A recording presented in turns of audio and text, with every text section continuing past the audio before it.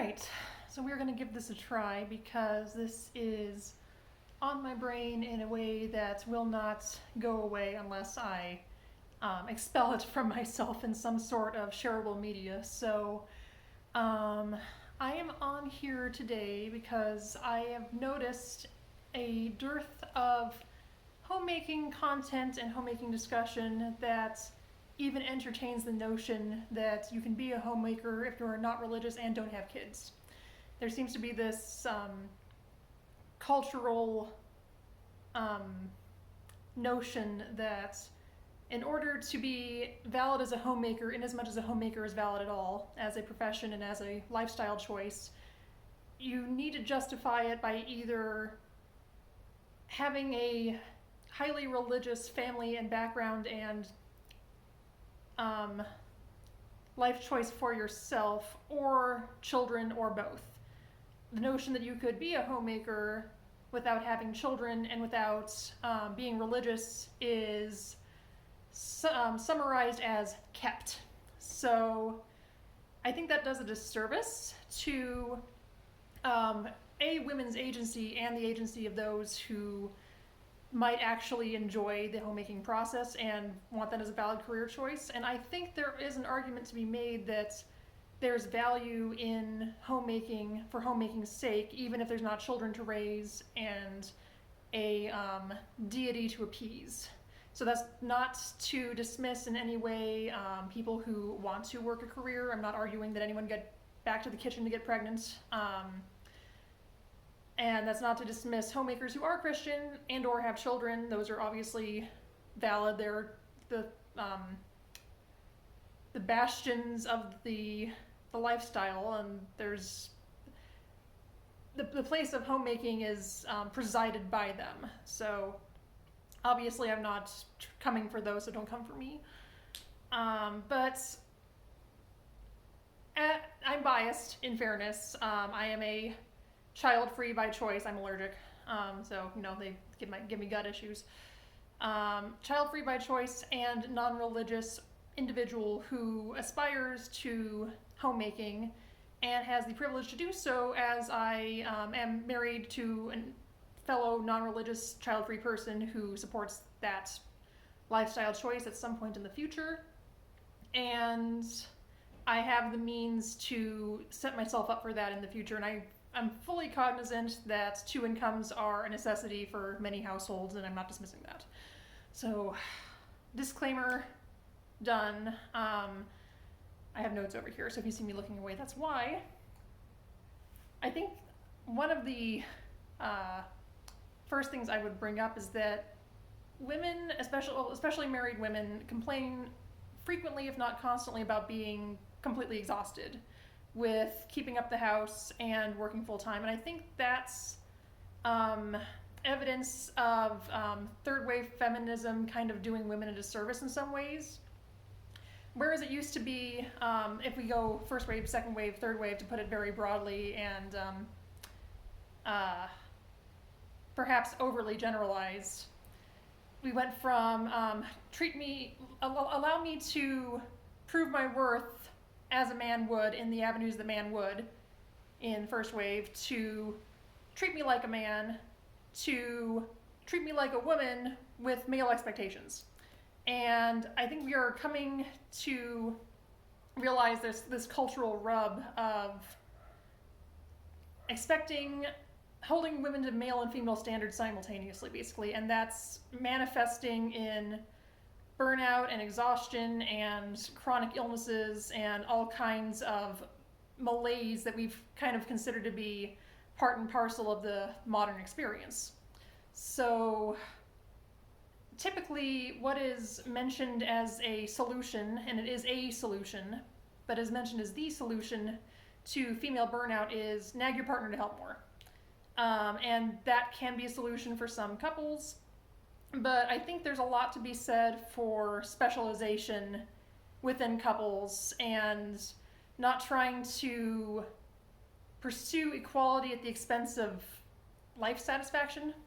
I think there's this notion that if you're not breaking the glass ceiling and doing it all, and all of the lean in mumbo jumbo that you're failing as a modern female in some way and you're not pulling your weight. And that if you are not performing in an equal and qualitatively similar way to your partner, that you might as well be watching soap operas, eating bonbons, and popping Valium. So in my mind, that is not the evidence of female empowerment that I think some people make it out to be. In my mind, female empowerment is choice, and gender equality fundamentally is choice. If a male or non-binary or anything in between wants to be a homemaker, I think that is a perfectly valid option, and that's not something that's really entertained as much. So there's a degree to which if we decouple worth from monetary value, that value can be brought to a partnership in non-monetary ways, but they require bandwidth. And there's this idea that since Maytag put out the washer and dryer, there's not enough to do at home to justify it, having someone be at home full time. And to a degree that's true, but you'll notice that every time a modern convenience rolls out, that is another thing that someone has to pay for and someone has to maintain and has to rely on a third party to produce and keep up. So I don't know about you, but I'm getting less trusting in the supply chain every day. And there's this notion that if you watch productivity YouTube and girl boss YouTube, which don't, if you can help it, there's all these arguments to me that are being made for you can grind harder if you outsource all of your cooking, all of your shopping, all of your cleaning, all of this and this and this. And you come to realize that the second income is going mostly toward outsourcing what one individual could do themselves. So, and especially if you look at daycare and things like that, half the time the second lower income earner is paying for the right to go to work, fundamentally. And if that's their choice, if they enjoy their career, great. But working for the sake of work is exactly what I'm going to sound like a tinfoil hat person, but what our capitalist overlords want us to be doing. They want two incomes that are too exhausted to throw their time at building their skill sets and building their individual sovereignty and building resilience in meaningful, siloed ways within their own homes.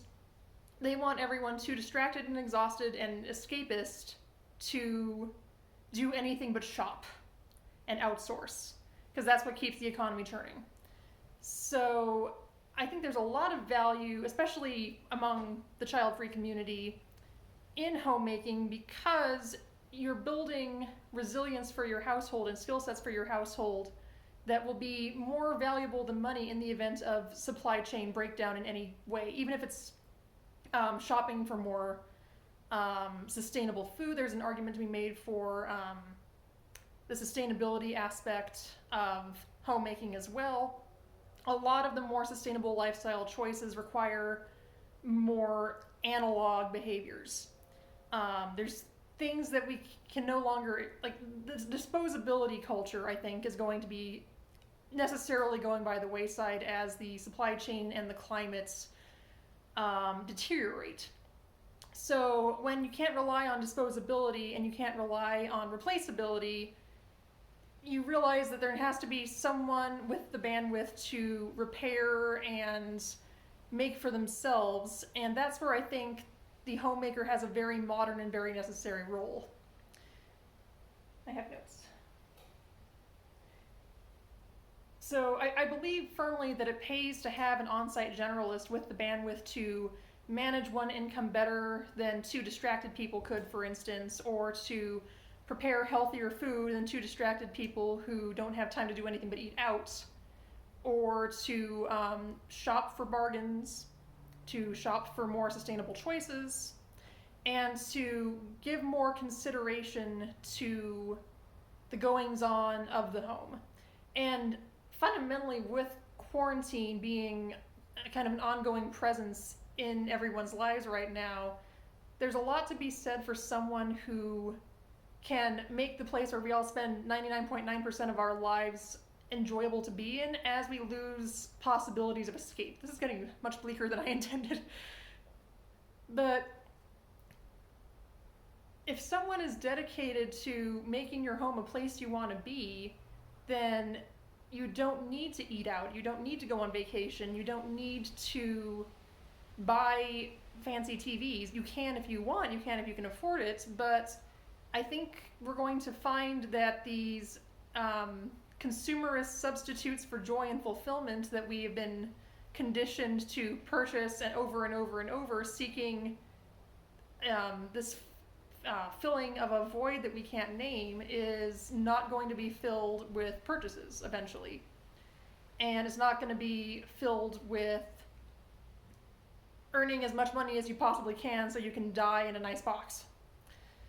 And it doesn't have to be the woman if we assume a heteronormative dynamic. It could be any partner of the two or more, like we'll go there, who is personally fulfilled in that role. And there are more ways to add value to a partnership and a dynamic than late capitalism will let you believe.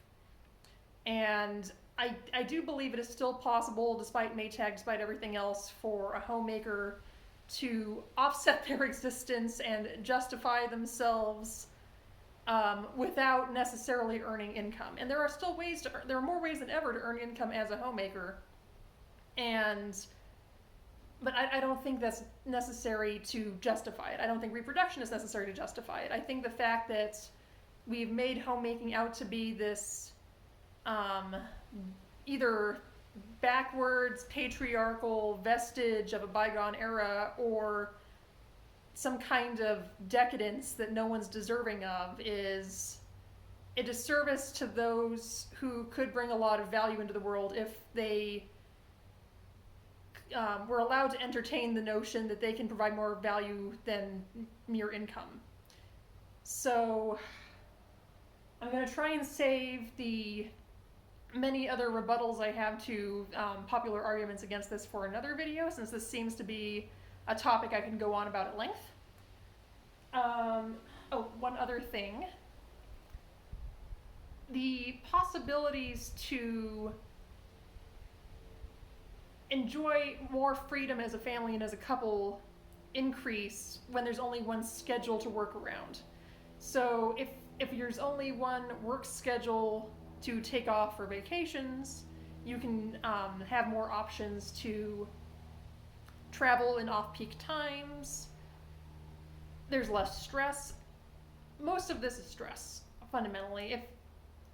If there's one person around to basically reduce stress full time for themselves and their partners and their families, you're not driven to consume in the same way.